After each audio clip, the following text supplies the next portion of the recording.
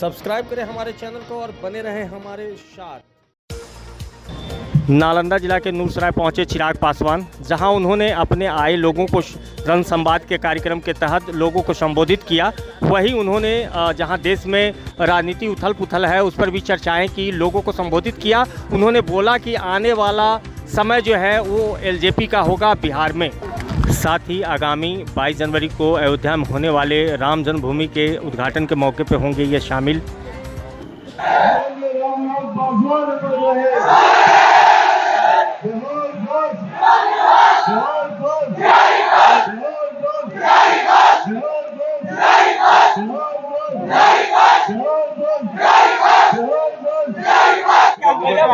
भाई हम लोग 2024 लोकसभा चुनाव की तैयारी में हम लोग लगे हुए हैं और जब बिहार में 40 की 40 सीटने की बात हम लोग करते हैं तो ऐसे में नालंदा लोकसभा जो मेरे मुख्यमंत्री का गृह जिला है, जिस पर मेरे मुख्यमंत्री जी को लगता है कि उनका एक छत्र राज है और हकीकत भी है। 14 में अकेले लड़ने के बावजूद जब वो मात्र 2 सीटों पर सिमट गए थे उस वक्त भी नालंदा जीते थे। 14-19 में तो जीता ही थे गठबंधन में भाजपा के सहारे, पर इस बार 2024 में कम से कम मुख्यमंत्री नीतीश कुमार जी अपना गृह जिला तो नहीं बचा पाएंगे। और जो अपना गृह जिला नहीं बचा पाए, और ये हम नहीं कह रहे, आप मीडिया के साथी प्लीज वो बाइट जरूर दिखाइएगा जिसमें हम जनता से पूछ रहे हैं कि अब बढ़ते अपराध का जिम्मेदार कौन, तो जवाब आता है नीतीश कुमार। होते बलात्कार का जिम्मेदार कौन, जवाब आता है नीतीश कुमार।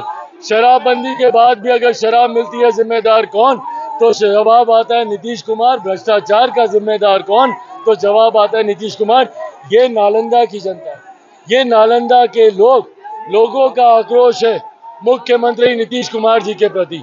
तो जब उनके गृह जिले के लोग ही उनको स्वीकारने को तैयार नहीं है, तो ऐसे में आगामी लोकसभा में जनता दल यूनाइटेड एक भी सांसद नहीं जीतेगी, ये दावे के साथ मैं कह रहा हूँ। अच्छा, अभी जो देश में उथल-पुथल चल रहा है, सब जगह देख रहे हैं कि अपमान वाला इंडिया का जो वो जहाँ पे अपमानित कर रहा है लोगों को, तो इससे क्या सिद्ध होता है?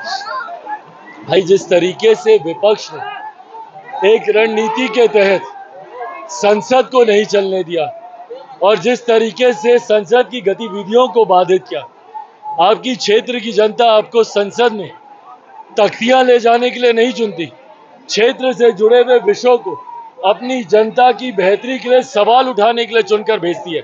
ऐसे में जिस तरीके से सदन को बाधित किया गया, और ना सिर्फ बाधित किया गया बल्कि उपराष्ट्रपति तक का संसद के परिसर में बैठकर ही उनका उपहास उड़ाया गया, उनका मजाक उनका उड़ाया गया। ये तमाम बातें जिम्मेदार है कि क्यों विपक्ष की संख्या कम होती जा रही है। 14 से कम सांसद विपक्ष के जीत कर आए 19 में, और 24 में 19 से भी कम सांसद विपक्ष के जीत के आएंगे। आज की तारीख में हमारे प्रधानमंत्री आदरणीय नरेंद्र मोदी जी पर जो जनता का विश्वास है, और ये सिर्फ 3 राज्यों में हुई जीत के आधार पर ही नहीं बोल रहा, मैं बिहार के हर एक जिले, हर एक प्रखंड, हर एक गांव में घूम रहा हूं। जनता का जो विश्वास मौजूदा प्रधानमंत्री जी पर है, ये मेरे विश्वास को बढ़ाता है कि आगामी लोकसभा परिणामों में 400 से ज्यादा सीटें जीतकर एनडीए सरकार बनाएगी। उद्घाटन होने वाला है, कई विपक्षी राम जन्मभूमि जो है जहाँ पे राम जी का ये होना है उद्घाटन, और यहाँ पर इसके लेके विपक्षी कई टिप्पणी कर चुके थे, तो आज इनका मुंह कैसे बंद हो पाएगा? किस तरह का सनातन पर जो भाई विपक्ष को दिक्कत इसी बात की है कि जितने ज्वलंत विषय हैं उसका समाधान मौजूदा केंद्र सरकार और हमारे प्रधानमंत्री जी के द्वारा कर दिया गया। भले वो राम जन्मभूमि से जुड़ा हुआ विवाद रहा हो, भले वो धारा 370 हटाने की बात रही हो, या विमेन रिजर्वेशन बिल जो दशकों से लंबित पड़ा था, इन तमाम ज्वलंत विषयों का एक सुखद अंजाम मौजूदा सरकार के द्वारा दे दिया गया। ऐसे में विपक्ष के पास अब कहने के लिए कुछ बचा नहीं। राम जन्मभूमि विवाद को लेकर दशकों से, 90 के दशक से उसके ऊपर राजनीति होती रही, पर अंतोगत्वा आज राम मंदिर का भव्य निर्माण पूर्ण होने को आया है। 22 तारीख को उसका उद्घाटन है और मुझे लगता है वो एक नए भारत के अध्याय की शुरुआत होगी। मैं बिल्कुल जाऊंगा, जरूर जाऊंगा। सब्सक्राइब करें हमारे चैनल को और बने रहें हमारे साथ। खबरें टीवी, सबकी आवाज़।